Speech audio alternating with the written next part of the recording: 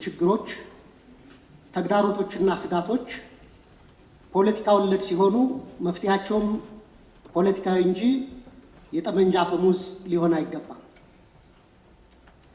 በድህነት አዙሪት ውስጥ የኖረች ሀገር ባለፉት 7 የብልጽግና አገዛዝ ዓመታት ደግሞ በእንቅርት ላይ ጆሮ ደግፍ እንዲሉ ለከፋ የጸጥታና የደህንነት ቀውስ አዙሪት ሳይክል ኦፍ ሴኩሪቲ ክራይሲስ እንዲሁም ማባሪያ የሌላቸው አውዳሚ እርስ በርስ ጦርነቶች ውስጥ አስገብቷታል። ኢህአዴግ አምባገነናዊ ልማታዊ አገዛዝ ነበር። ወደ ብልጽግና ያደረገው መለወጥ ወይም ሜታሞርፎሲስ ደግሞ የሙሉ ጊዜ ጦረኛና እልቂት ጠማቂ አገዛዝ እንዲሆን አድርጎታል። በመደማመጥና ሰጥቶ መቀበል መርህ ላይ ተመስርተን አገራዊ ልዩነቶችን በማጥበብ ሁሉን አካታች ወደሆነ ማህበረሰባዊ መግባባትና ፖለቲካዊ ስምምነት ወይም ፖለቲካል ሴትልመንት ከማምራት ይልቅ ብልጽግና ፓርቲ በሚከተለው ጠቅላይ አገዛዝ ወይም ቶታሊታሪያን ሊደርሺፕ ምክንያት ሰላም ከራቀን ከራረ። ባለፉት 6 ዓመታት በኦሮሚያ፣ በትግራይ፣ አማራና አፋር ዛሬም ድረስ ደግሞ በአማራና በኦሮሚያ ክልሎች በቀጠለው ጦርነት የደሃ አርሶ አደርና ከተሜው ልጆች በሁሉም በኩል እንደ ቅጠል እየረገፉ ነው። ማቆሚያ በታጣላቸው የእርስ በርስ ጦርነቶች በትሪሊየን የሚቆጠር የሀገር ሀብት ንብረት እየወደመ እንደሆነ የጠቅላይ ሚኒስትሩ የኢኮኖሚ አማካሪ ቡድን በሰራው ኢኮኖሚ ዋይድ ኢስቲሜሽን ኦፍ ዘ ኖርዘርን ኢትዮጵያን ዋር ዳሜጅ የሚል ጥናት በአንድ ዓለም አቀፍ ኮንፈረንስ ላይ ቀርቦ የሰሜን ኢትዮጵያ የጦርነት ያደረሰው ጉዳት ግምቱ 32 ቢሊዮን ዶላር እንደሚጠጋ ተተምኗል።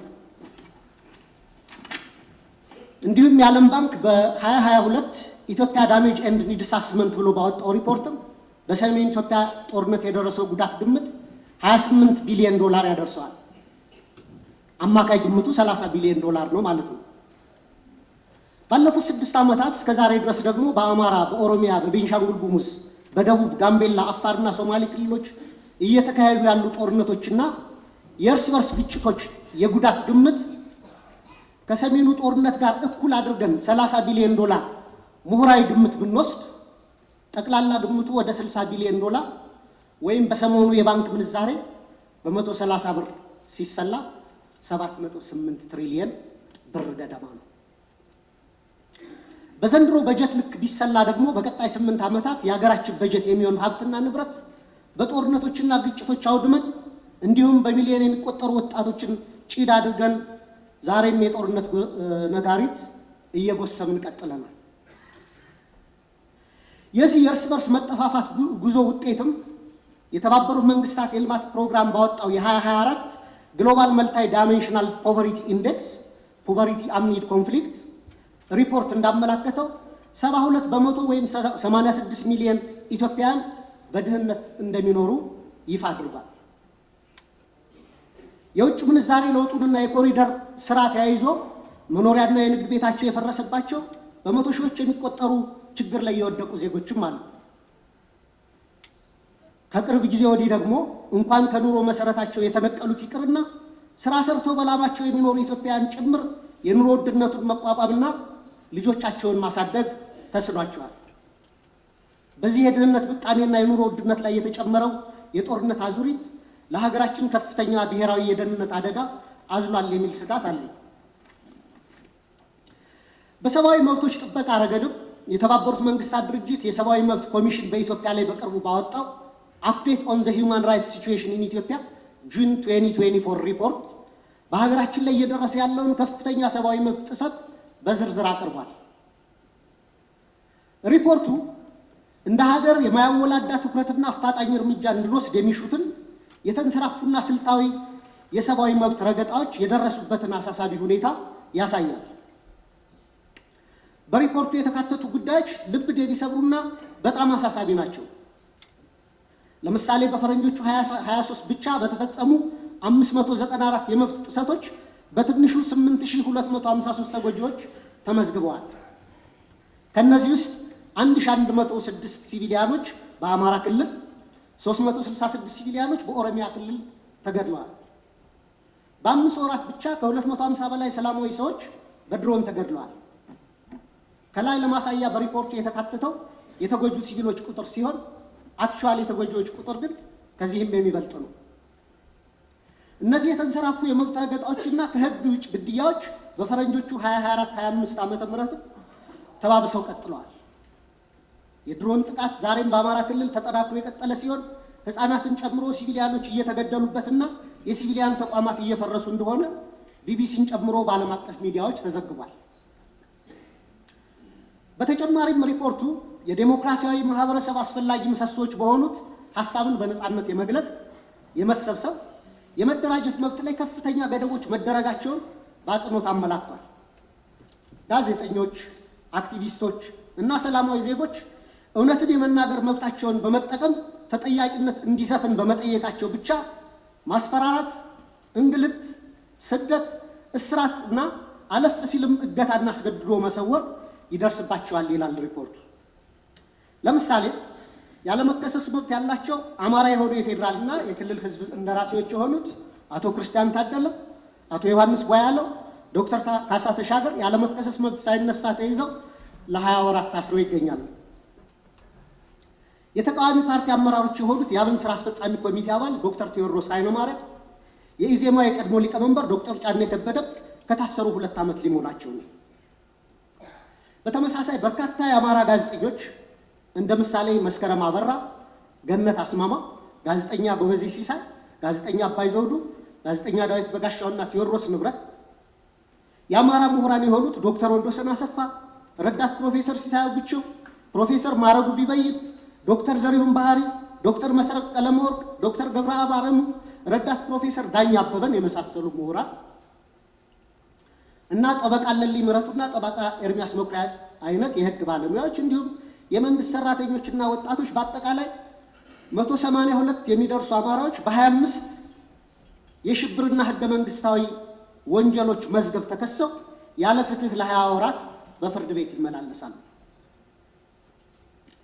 የዘገየ ፍትህ እንደተነፈገ ይቆጠራል እንዲሉ የፍትህ ስርዓቱ ዛሬም ቀልጣፋና ፍትሃዊ ውጤት ማምጣት እንዳልቻለ አመላካች ነው። በኢህአዴግ ጊዜ ይደረግ እንደነበረው ሁሉ ፍርድ ቤት በተደጋጋሚ ይመላለሳሉ። ፍትህ ግን እንደ ሰማይ ርቋቸዋል።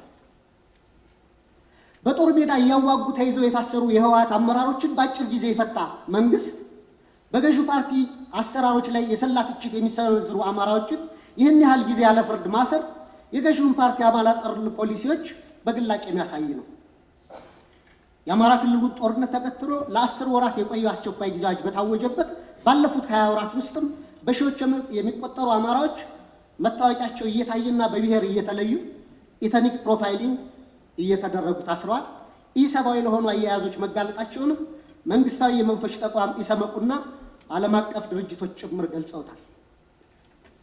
የአስቸኳይ ጊዜ አዋጅ ከተጠናቀቀ በኋላ ባለፈው ወር በመዲናችን እስከ ተካሄደው የአፍሪካ መሪዎች ጉባኤ ድረስ የአማራ ልጆች ጅምላ እስር አልቆመም።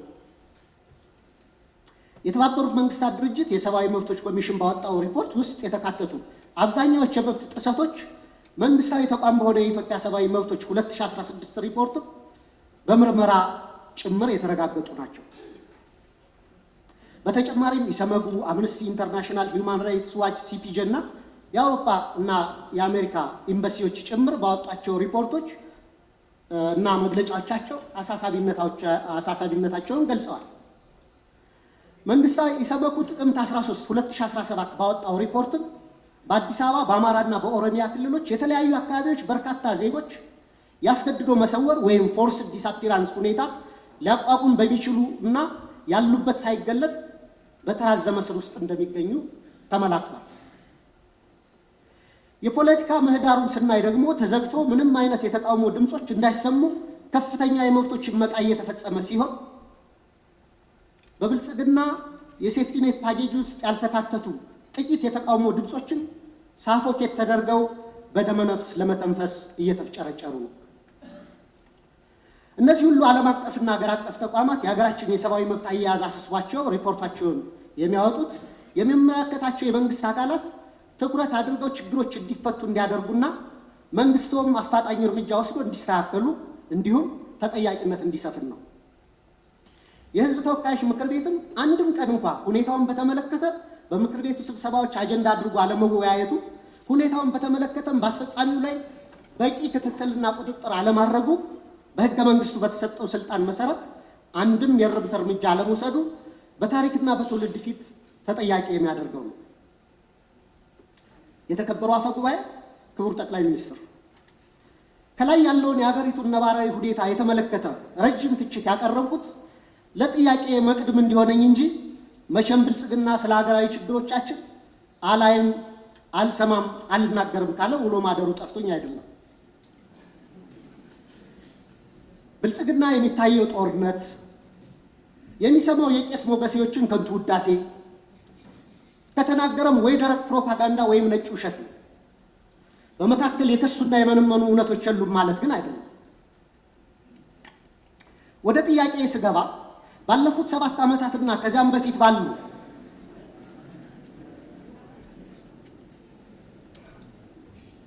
አስርት ዓመታት በኢትዮጵያ ውስጥ በተለይም በአማራ፣ በኦሮሚያ፣ በአፋር፣ በትግራይ፣ በደቡብ፣ በቤንሻንጉል ጉሙዝ፣ በጋምቤላና በሌሎችም አካባቢዎች ለተፈጸሙ ሰፊ የሰብአዊ መብት ጥሰቶች ግሮስ ሂውማን ራይትስ ቫዮሌሽንስ፣ በሰብአዊነት ላይ ለተፈጸሙ ወንጀሎች ክራይም አጌንስት ሂውማኒቲ፣ የጦር ወንጀሎች እንዲሁም የዘር ማሳሳትና የዘር ማጥፋት ወንጀሎች መፈጸማቸውን መንግስቱ እውቅና የማይሰጠውና ኃላፊነት የማይወስደው እንዲሁም ገለልተኛ ዓለም አቀፍ ምርመራዎች እንዲካሄድ የሚደረጉ ጥሪዎችን የሚያጣጥለው ለምንድን ነው? የሽግግር ፍትህ ከመጀመሩ በፊት እነዚህ ወንጀሎች በገለልተኛ ዓለም አቀፍ ተቋማት ተመርምረው የተፈጸሙ ወንጀሎች እንዲለዩ አትሮሲቲ ዲተርሚኔሽን እና በስማቸው እንዲጠሩ መደረግ አለበት። ከዛም ጥፋት ፈጻሚዎችን ለፍርድ ማቅረብና ተጎጂዎችን መካስ ወዘተ የሽግግር ፍትህ ሂደቱ አካል እንዲሆኑ ሊደረግ ይችላል። እንደ ሀገራዊ ምክክር ኮሚሽን አይነት ሂደቶችን የሀገራችንን ችግሮች እንዲፈቱ ከልብ የምንፈልግ ከሆነ በአማራና በኦሮሚያ ክልል እየተካሄዱ ያሉ ጦርነቶች፣ አውዳሚ ወንድማማች ጦርነቶች በአስቸኳይ እንዲቆሙ ሳይለንሲንግ ዘገንስ መደረግ አለበት። የሰሜኑን ጦርነት እንዲቆም ያደረገው ዋነኛው አካል የፌዴራል መንግስቱ ሲሆን አሁንም በተለያዩ የሀገሪቱ አካባቢዎች ያሉ ጦርነቶችን የማስቆም ተቀዳሚ ኃላፊነቱ የሞራልና የታሪክ ተጠየቅም የሚወድቀው በፌዴራል መንግስቱ ላይ ነው። መንግስታዊ ያልሆኑ ተፋላሚዎች ኃላፊነታቸው በሁለተኛ ደረጃ የሚታይ ነው። ዘመናዊ የሀገራችን ታሪክ ብናይ እንኳን ለመቶ ዓመታት የፖለቲካ ችግሮቻችን በጠመንጃ አፈሙዝ ለመፍታት የሄድንበትና ዛሬም የቀጠልንበት መንገድ የዓለም ጭራ የሌሎች ሀገራት መሳቂያና መሳለቂያ ያደረገን ችግር ሲሆን ከዚህ የግጭትና የጦርነት አዙሪት በአስቸኳይ ካልወጣን እንደ ሀገር ለመቀጠል የምንችልበት ምንም ማስተማመኛ የለንም። በዚህ ረገድ መንግስት ዋነኛ ኃላፊነት ይኖርበት እንጂ የአማራ ፋኖ ኃይሎችና የኦሮሞ ነጻነት ሰራዊትም ጦርነቶችን ለማስቆምና የሚታገሉላቸው ዓላማዎች በሰላማዊ መንገድ እንዲመለሱ ማድረግ የሚቻልባቸውን እድሎች ሁሉ አሟጠው እንዲመለከቱ፣ ለሰላም ለሚደረጉ አገራዊም ሆነ ዓለም አቀፋዊ ጥሪዎችና ጥረቶች መሳካትም የድርሻቸውን እንዲወጡ በወከለኝ የባህር ዳር ከተማ ህዝብ በመላ ኢትዮጵያና በራሴ ስም ጥሪ ማቅረብ እፈልጋለሁ። በጣም አመሰግናለሁ። እናመሰግናለን። በመቀጠል የተከበሩ መሐመድ አህመድ ኮቤ